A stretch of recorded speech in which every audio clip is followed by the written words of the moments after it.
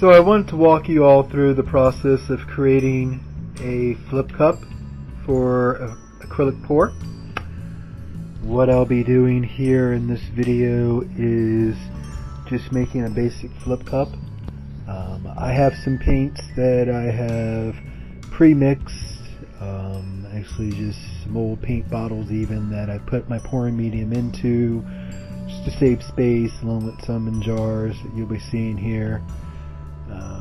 What I've done is the pouring medium is Floetrol with water. I want to say like 2 parts of the Floetrol to 1 part paint with a little bit of water in between, just basically to thin it out a bit. You want kind of a warm honey sort of consistency between the paint and the with your flowing paint here. And it does vary depending on the type of paint that you're using, the density of that. Just a little pro tip, white paint actually is going to take a little bit more gumph, I've found, usually, to mix in with your pouring medium of choice. You can also use glue, you can use professional pouring medium, whatever you feel. But this is just something I'm using here, is to kind of save a little bit, take some of these empty bottles and add a little something to them. What I like to do is I like to layer my first layer with white and then start adding in my colors.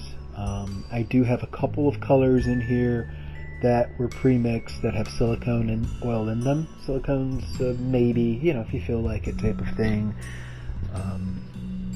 Some people swear by it, some people don't. But when you get into a close-up, you'll be able to see a little bit more. And it's the red, blue, and yellow that have the silicone in them. They're just like the base colors there. As far as paints that I'm using here, these are all basically craft paints. I do have a couple of like metallics that are in here, actually some color shift metallics.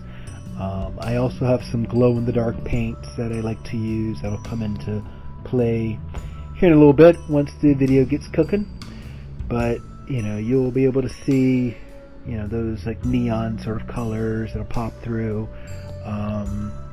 And then, like I said, just your regular red, yellow, blue, white, kind of base colors there. There's also like some sparkles in here, some like glitter paints that I pick up. I'm a big fan of just, if something seems expressive, something seems bold, I won't just, I do have some just regular like craft paints, and I also will use more expensive paints also. But with this being the record that I'm making here, these records are usually for testers, so I don't want to use an expensive Liquitex hard body whatever on a tester record that I'm just playing around with on a Friday night at home. I got into doing acrylic pouring basically as just a way to relieve stress, relieve some of the pressures that we all have in life. It's a real good thing for me to do. I've had an anxiety ridden day and I'm just on edge. I can calm down with it. If I'm having a depressed day, if I'm just feeling blue or whatever, I can whip the paints out and make myself feel better. So it's basically, it's my medication, since my mental health stuff here. But yeah, you basically take all of your paints that you choose and put them in the cup together. What I try to do, like I said, you want a sort of warm honey consistency to your paint. So you want to be able to layer the paints where they're able to kind of stack one on top of the other. That's your normal flip cup sort of thing there.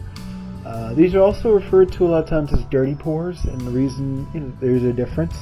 The dirty pour more, the paints will fall down into the cup and will just fall to the bottom. Where with the layered pour, you do have the stacks there, so it does kind of matter. And you do want to kind of be careful with what layers you're putting together. Try not to put the same colors like right next to each other, or watch your color wheel a little bit as far as what you're putting around each other there. the opaque versus transparent thing also with what colors you're using. You know, I like to kind of go in the rainbow sort of sense. So, you know, I'll start light, work my way to dark, you know, come back and forth, just work my way around there.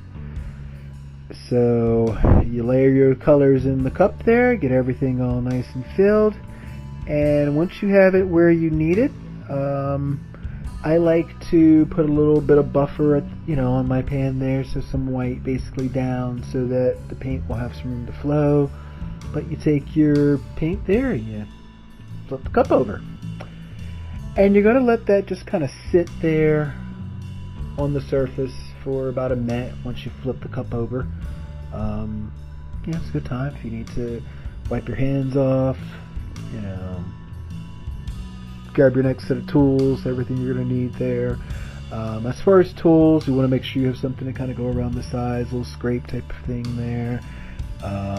You want to make sure that you have some flame in your torch. I've had actually a little bit of issue where I haven't been getting enough flame in my torch, so the flame starts to go out. In fact, I'm going to go back down and, you know, make sure this is nicely done here, but make sure you got enough flame for your torch there.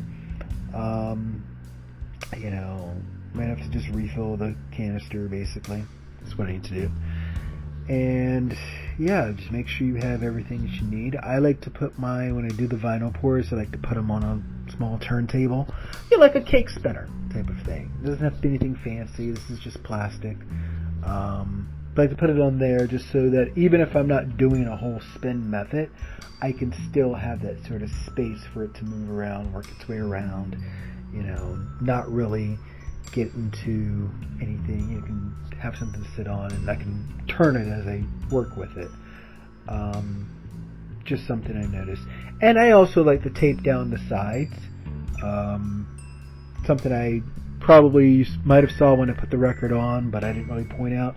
Tape one side of the hole for the hole there of the record, and then pour on the opposite side, the side that you didn't tape on, obviously. But with that side that you did tape on, you can like double side over your tape and use that to hold down the record so that it doesn't go flying off if you are doing the full spin. Means that you have to pick up the whole cake spinner if you're going to try to tilt your record, you know, but you live and learn.